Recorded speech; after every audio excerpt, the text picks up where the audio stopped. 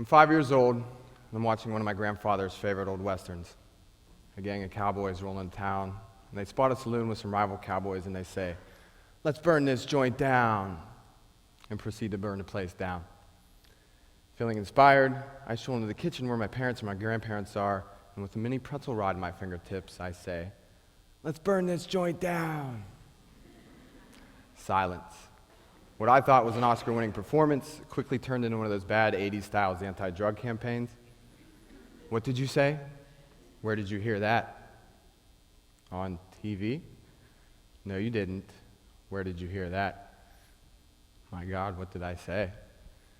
I don't blame my parents. No 5-year-old should be walking around saying, "Let's burn this joint down." But what I didn't understand then was, here I am being totally honest with the people that are supposed to believe in me the most. And in this moment, at least, they don't. Why? Perception. I also remember being raised Catholic and taught that all are sinners. Everybody falls short of the glory of God, right? So if you claim to be sinless, you were probably just lying. Well, if I couldn't think of any sins I committed that week, I would just make things up.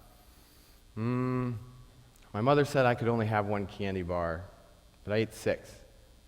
And I pushed my sister down the steps. I didn't do any of those things, yet I thought it was better to lie and be perceived as telling the truth than to actually tell the truth and be perceived as a liar.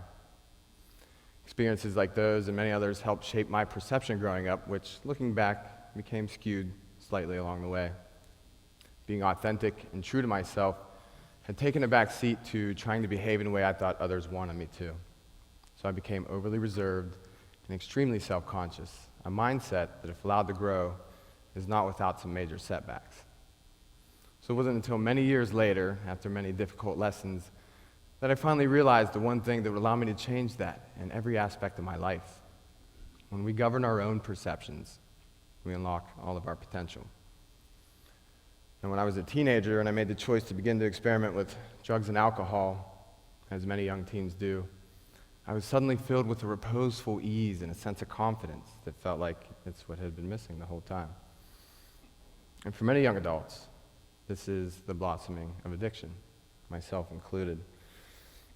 Well, it wasn't long after graduating from the most commonly experimented with substances to more dangerous and addicting ones like Vicodin, Oxycontin, and eventually heroin, before I realized I had a problem.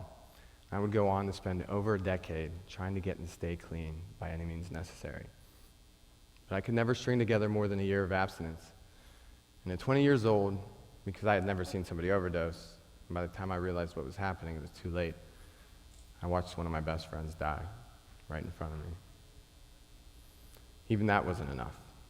"Well, you must have wanted to relapse," some less informed people might say. Absolutely not.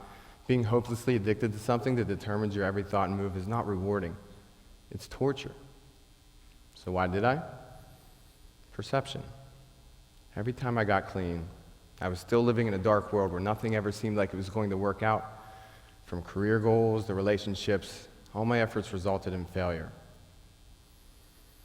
And soon I began to just live waiting for the next thing to go wrong. And when it would, I would relapse. Or more accurately, I would self-medicate. And thinking that any of you thought of me as a worthless or hopeless addict only fueled my misperceptions and the cycle. Albert Einstein is attributed to having said the most important decision we can make is to decide whether the universe is a friendly place or a hostile one. If we live in a hostile universe, the world can be a cold place where events are random and meaningless, people are self-serving and indifferent, and life can become difficult to bear. But if we live in a friendly universe, we have reason to be optimistic and hopeful. We give events meaning. We can see people as altruistic and compassionate and live life with a sense of drive and joy. So important is discovering your own perception that it can affect your health on a cellular level. Take the placebo effect, for example. Doctor gives an unwitting patient no more than a sugar pill, and with no actual medication being present, their symptoms just vanish. Why? Because they perceived the doctor to be trustworthy and therefore expected the medication to work. In other words, because they believed it would.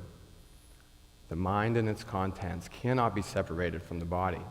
Beliefs and perceptions have measurable effects on our brain chemistry and our physiology.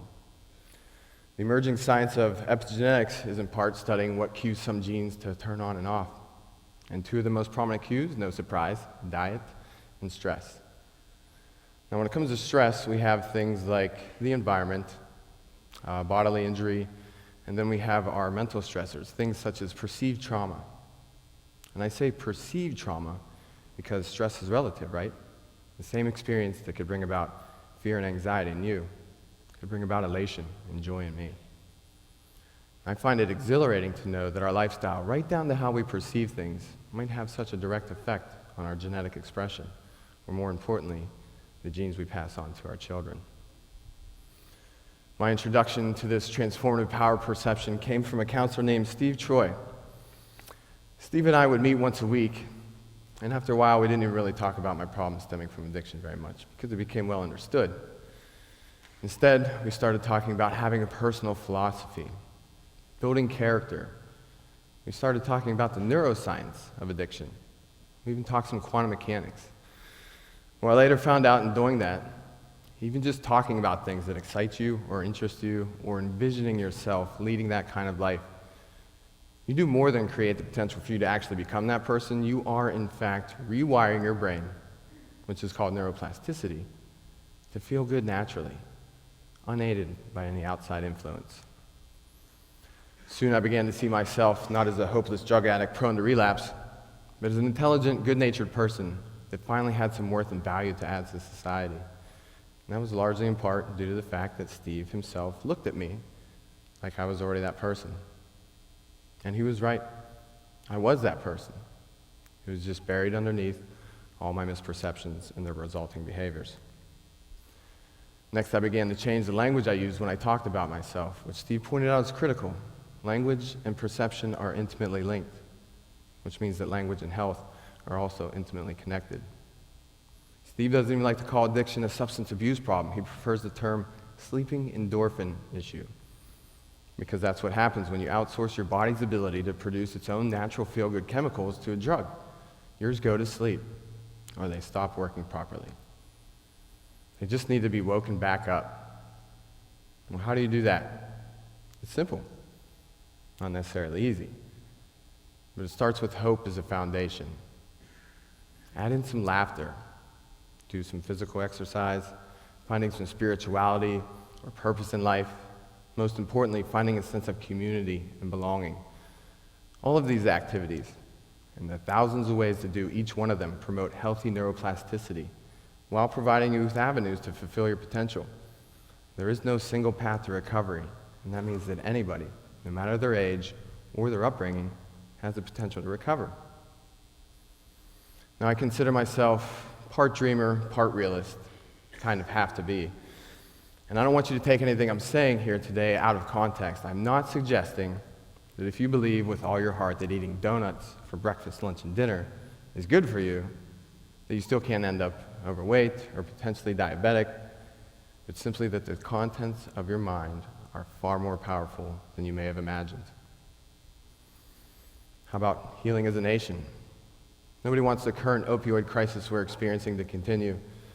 And even if we can never fully end substance abuse in our entire culture, we can mitigate it to the point where we no longer have to use the words like epidemic or crisis. And whether you know it or not, you're all playing a role in it. If you're the parent or grandparent of a young child, raise them to be confident in themselves, unwavering in who they are, and less prone to negative social influence. Schools are already implementing more creative and interactive programs to educate our youth on these topics while building character. Some rehab centers are already implementing the mindful element of neuroplasticity. But society as a whole may have the greatest impact simply by the way we talk about it. When we see people with substance abuse issues as simply moral failures who are just making bad decisions, we are literally missing half the picture. We fuel the stigma, and we discredit their potential to get well. But when addiction is better understood in all its complexity, people seek help knowing that society has not cast them out amongst the worthless. They seek the change in themselves that you would like to see in them, in part, because they are being welcomed back into a society that supports them. Einstein's friendly universe. Now, you don't have to be a neuroscientist to rewire your brain to be a better, healthier you, and you certainly don't have to be a counselor to give somebody the gift of hope and inspire them. Sometimes all you have to do is allow them the space to rewrite their story and own it in a positive light. Because perception is everything. And when you change your perception about yourself, you can change your life. But when you change your perception about somebody else, you can save theirs. Thank you.